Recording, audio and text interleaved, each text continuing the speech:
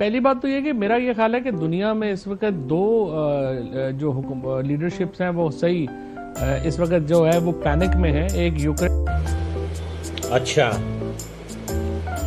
ٹھیک ہے ان کے صدر زیلنسکی جن کو لگ رہا ہے کہ اب پیسے شاید نہیں آئیں گے امریکہ سے, اور دوسرا جو ہے وہ PMLN ہے یہاں پاکستان میں پیپلز پارٹی. وہ صبح سے اپنی ٹویٹ سے ڈیلیٹ کری جا رہے ہیں اور ان کو پہلے لگ رہا تھا کہ پتہ نہیں کیا ہو جائے گا, لیکن رانا ثناء اللہ صاحب نے کم از کم یہی کیا ہے کہ جو ان کی اوریجنل ٹویٹس تھیں وہ انہوں نے دوبارہ دہرا دی ہیں. اور رانا ثناء اللہ صاحب کے جو کلیگ ہیں اسحاق ڈار صاحب, صرف چند دن پہلے انہوں نے چائنا سے جو ہے وہ اسی قسم کی گفتگو کی تھی اور اس کے بعد جو ری ایکشن آیا اب دیکھتے ہیں. رانا ثناء اللہ صاحب نے بھی اسحاق ڈار صاحب کے مقابلے کی تھانی ہے اور ابھی امریکہ کا صدر جو ہے اس نے حلف نہیں لیا, اور جو ایڈوائزر ہیں پرائم منسٹر صاحب کے انہوں نے فیصلہ کیا ہے کہ یہ ابھی یہاں کی لڑائیاں پاکستان کی لڑائیاں چھوٹی موٹی ہیں, پنگا ہی لینا ہے تو بڑا لو.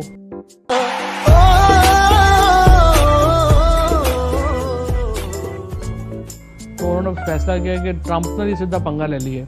تو اب دیکھتے ہیں کہ اس کا ری ایکشن کیسے آتا ہے, کیا ہوتا ہے. لیکن اگر رانا صاحب بہتر ہوتا کہ مریم نواز کو, احسن اقبال کو, خواجہ آصف کو پھر یہ مشورہ بھی دیتے کہ اب وہ جھوٹ بولا ہے تو اب اس پہ قائم بھی رہو. ظفر آدمی کو صاحب کردار ہونا چاہیے, تو پھر ذرا تگڑے رہتے. جو انہوں نے باتیں کی ہیں وہ بھی رکھتے تو پھر چیزیں ہو جاتی. ادھر ڈیلیٹیں کر رہے ہیں صبح سے لے کے شام تک, ٹویٹس ڈیلیٹ کر رہے ہیں, اور رانا صاحب آ کے جو ہے وہ ٹرمپ کو دھمکیاں لگا رہے ہیں اور تڑیاں لگا رہے ہیں. تو ٹھیک ہے اگر نہیں ایشو اور ہم امریکہ سے پنگا لے. مجھے یہ بتائیں, آپ اس وقت بالکل انر سرکل میں تھے جب عمران خان صاحب گئے, امریکہ بھی گئے اور بڑا زبردست قسم کا ریسیپشن ہوا, بڑا بون ہومی انوائرمنٹ تھا سب کچھ. کتنا پرسنلائز ٹچ ہے اس لیے ٹیلی فون کالز بھی آتی تھی.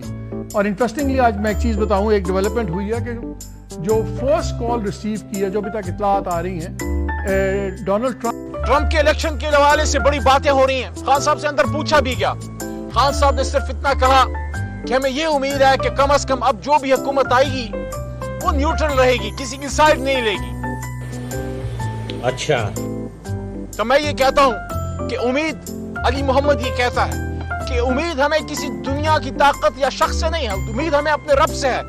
لیکن یہ امید ضرور ہے کہ یہ ایڈمنسٹریشن جو چینج ہوئی ہے, پچھلی ایڈمنسٹریشن جو بائیڈن صاحب کی تھی اس کے نیچے رژیم چینج ہوا تھا, ہمیں امید ہے کہ اس نئی ایڈمنسٹریشن کو اپنی غلطی کا احساس ہوگا کہ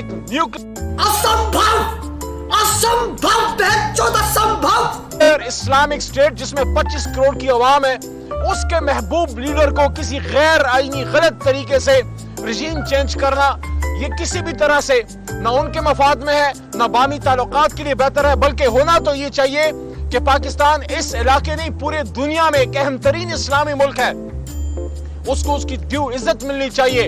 اور اس عزت کا تقاضا یہ ہے کہ یہ قوم جس لیڈر کو اپنا لیڈر مانے, اس لیڈر کو لیڈر کا رول دیا جائے. کون ہیں یہ لوگ, کہاں سے آتے ہیں؟ اس لیڈر کو اس قوم کو لیڈ کرنے دیا جائے. اس کا انجام یہ نہیں ہونا چاہیے کہ کسی کو روڈ پہ مار دو, کسی کو شہید کر دو, اور جو کسی بھی طریقے سے نہ مانے اس کو 460 دنوں سے جیل میں ڈال دو. تو یہ جس طریقے سے آئینی ترامیم کی گئی بالکل غلط تھا. اور اب آخری بات, یہ جو ابھی پرسوں کچھ قانون پاس کیے گئے ہیں جس میں آرمی ایکٹ بھی ہے اور جس میں سپریم کورٹ کے حوالے سے ججوں کی تعداد کا اضافہ بھی ہے. دیکھیں شخصیات آتی جاتی رہتی ہیں.